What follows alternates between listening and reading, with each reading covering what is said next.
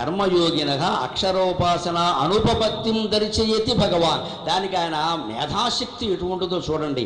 వాద పటిమతో పాటుగా వాది పటిమ, ఆయన తెలివి, ఆయన సూక్ష్మ దృష్టి ఎక్కడ ఉంటుందంటే సరిగ్గా ఇదే అధ్యాయంలో ఇదే భక్తి యోగంలోంచి 2 శ్లోకాలు దొహరిస్తాం. 4వ శ్లోకం చూసుకోండి, 7వ శ్లోకం చూసుకోండి, ఏముందో ఏది సరైన మార్గమో దేవుడు చెప్పాడు. 4వ శ్లోకంలో భగవంతుడు ఏమంటాడు అంటే తే ప్రాప్నువంతి మామేవా సర్వభూత హితేరతాః అంటాడు.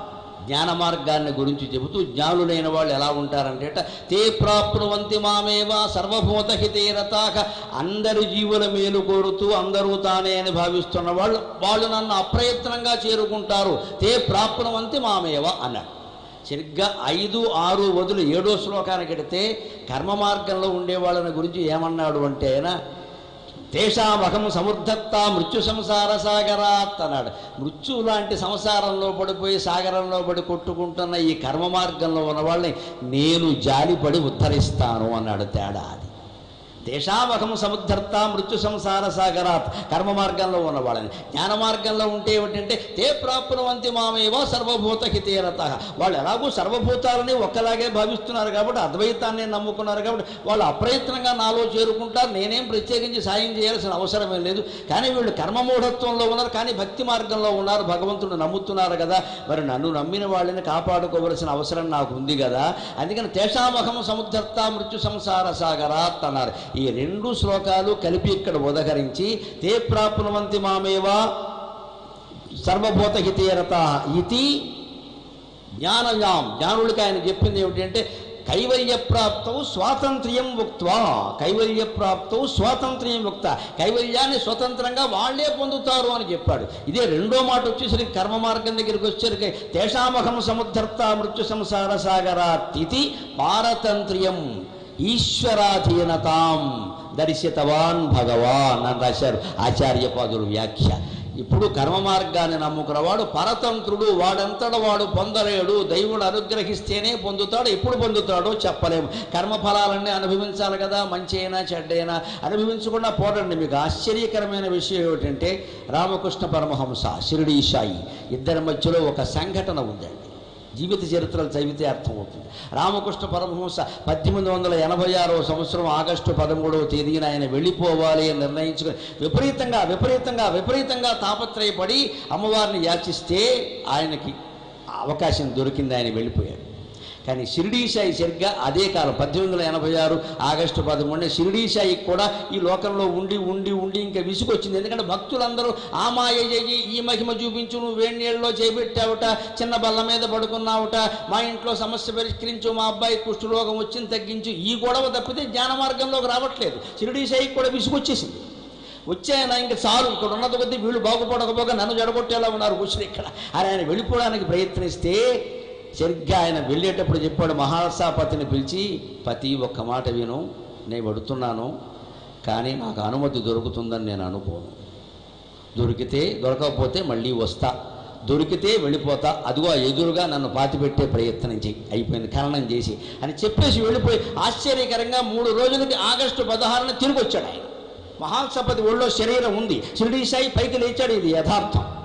ఆయన లేచాడు. లేవగానే భక్తులు చాలా ఆనందం కదా, స్వామి బాబా వెళ్ళి వచ్చావు, మాకు చాలా ఆనందం. కానీ ఒక్క కుతూహలం కొద్దీ ఒక్క మాట అడుగుతున్నా, వెళ్ళిపోతానని చెప్పారు కదా, మా అదృష్టం కొద్దీ మళ్ళీ వచ్చారంటే ఆయన అన్నాడు, ఏమనుకోకురా, బెంగాల్లో గదాధరుడు అని ఒక భక్తుడు ఉన్నాడు, ఆయన చేసిన పుణ్యాలు ఆయన పొందకుండా వెళ్ళిపోయాడు, అమ్మవారు ఆ పుణ్యాలన్నీ నాకు ఇచ్చింది, అందుకని నేను అనుభవించాలి, నేను వెళ్ళడానికి లేదు అన్నాడు. పుణ్యాలు ట్రాన్స్ఫర్ అవుతాయి, పాపాలు కూడా ట్రాన్స్ఫర్ అవుతాయి, కానీ ఎవరో ఒకరు అనుభవించి తీరాలి.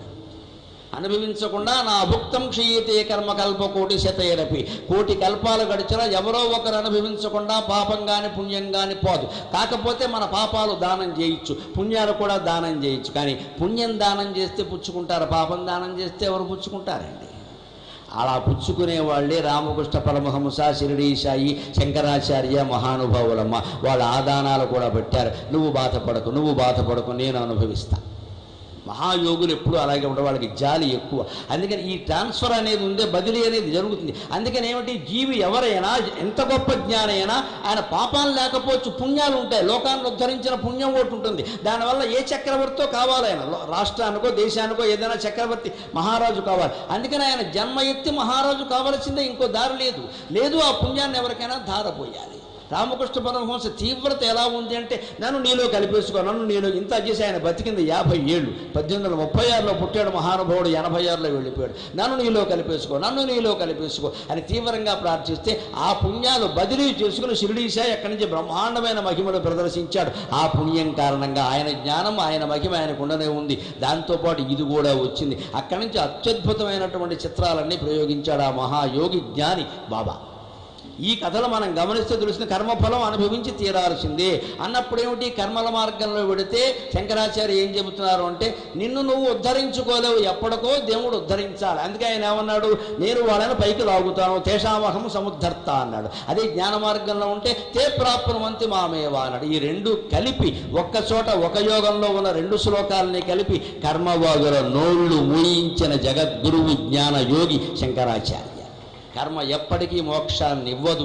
మహా అయితే భోగాన్ని స్వర్గాన్ని ఇవ్వచ్చు, గొప్ప జన్మనివ్వచ్చు, మోక్షాన్ని అయితే ఇవ్వదు. ఆ కర్మ నువ్వు చేయలేదు అనే విషయం గ్రహించే వరకు నీకు మోక్షం వచ్చే అవకాశం లేదు. ఇది ఆయన వాదన పటిమ. అందుకే ఆయన కాశీలో ఒక 100 మంది పండితులతో వాదించవలసి, ద్వైతవాదులు ఒక 100 మంది.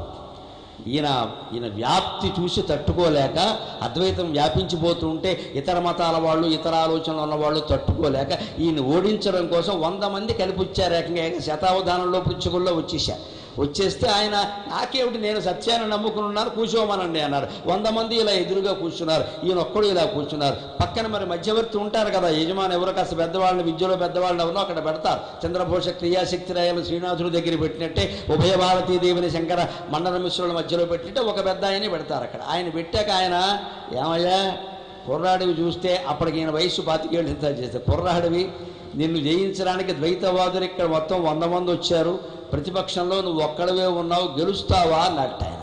వెంటనే ఈయన సమాధానం చెప్పాడండి సంస్కృతంలో, వాళ్ళు అంతమంది వచ్చారండి 100 మంది, నేను లెక్క పెట్టలేదులండి, మీరు లెక్క పెట్టారేమో.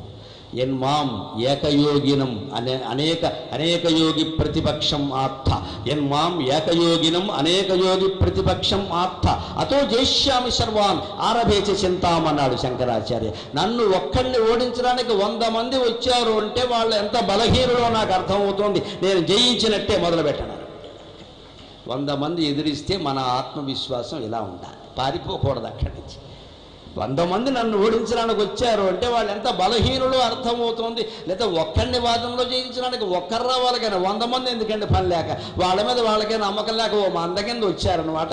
నేను ఏకయోగిని, వాళ్ళు అనేక యోగులు, అనేక వాదులు కానివ్వండి, ద్వైతవాదులు, ఏం పర్వాలేదు, అందరినీ నేను ఒక్కడినే ఎదిరించాల్సిన పరిస్థితి వచ్చింది అంటే అమ్మవారు నాకు అవకాశం ఇచ్చిందండి, అనుమానం ఏం లేదు. అందుకని ఇది చాలండి, అతో జయిష్యామి సర్వాన్, అందరినీ నేను జయించి తీరుతాను, నాకు ఆ నమ్మకం ఉంది, ఆరభేచ చింతాం వాదం మొదలు పెట్టండి అన్నాడు. అది శంకరాచార్య చమత్కారాన్ని చమత్కారంతో, అవసరమైతే వితండాన్ని వితండంతో ఎలాగైనా జయిస్తాడు.